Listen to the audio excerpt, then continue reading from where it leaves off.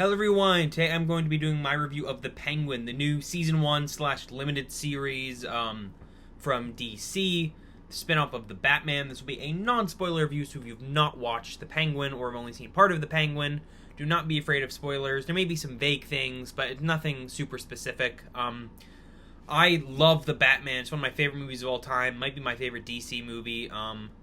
Phenomenal film. I've been very excited for this. I loved Colin Farrell in that movie, and I'm excited to talk about this whole season, so let's get into things. I don't have too many cons here. I wish the show referenced Batman a little bit more. Not a ton, but just one or two more mentions.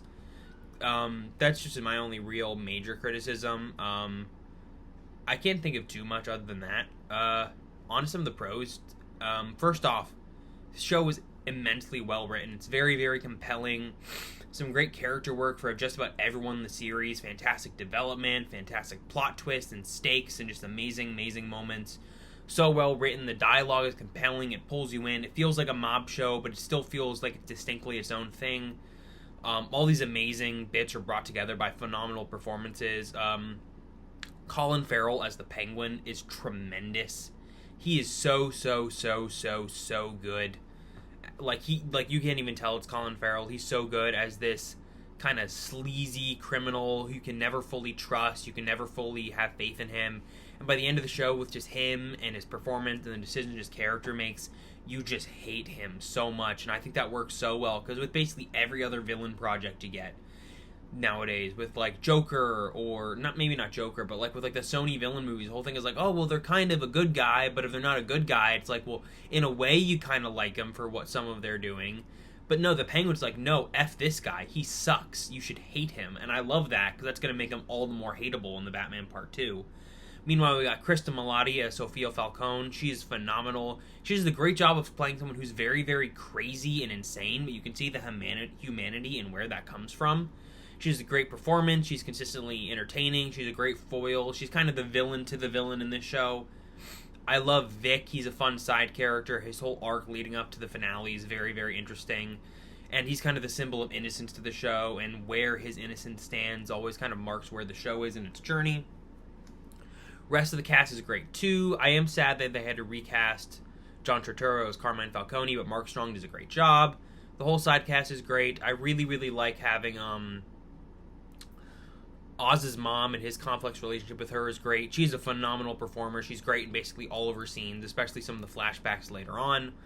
And just everything ties together so well. We got some great standout episodes like episode 4 and the flashbacks, and of course the thrilling finale. Just all of this is so compelling. Consistently, the makeup for Penguin is awesome. The music by Mick Giacchino is compelling. The cinematography is pretty good. Not as good as the Batman, but this Gotham is one of the most fleshed out Gothams we've ever had, other than, Gotham. So I think it's very, very well done. Really expands on the world of the Batman in a great way. A few mini cameos from the movie. Nothing major, but a fun few things of, if you love that movie, know all the side characters. Be oh, hey, I know that person. That's a lot of fun. The finale is so compelling, so tragic, so epic. And it really gets you to the place where you're really excited for the Batman Part 2. You really, really hate Oz, and every character seems like they're kind of in their own personal hell, and I think that really, really works. I love a villain project that isn't afraid to let the villain be a villain, and I think that works really, really good. It's compelling, it's grounded, it fits perfectly within this universe, sets the stage for the Batman Part 2 really, really well. Fantastic writing, fantastic performances.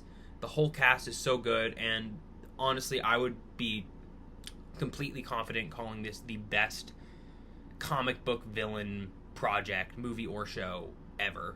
If I'm wrong on that, you can call me out, but I think it's indisputable. It is fantastic. It's a worthy kind of spin-off of the Batman. It's a great TV show on its own. One of my favorite DC shows, up there with Superman and Lois and Peacemaker. So good. Loved it. Definitely you should give it a shot. I'd give the Penguin, I'd say a 9 out of 10, but that has potential to go up. Anyway, I hope you guys liked the video. I'm not sure what my next video is going to be. Probably Gladiator 2. But I hope you guys liked the video, and I'll see you all then. Bye for now.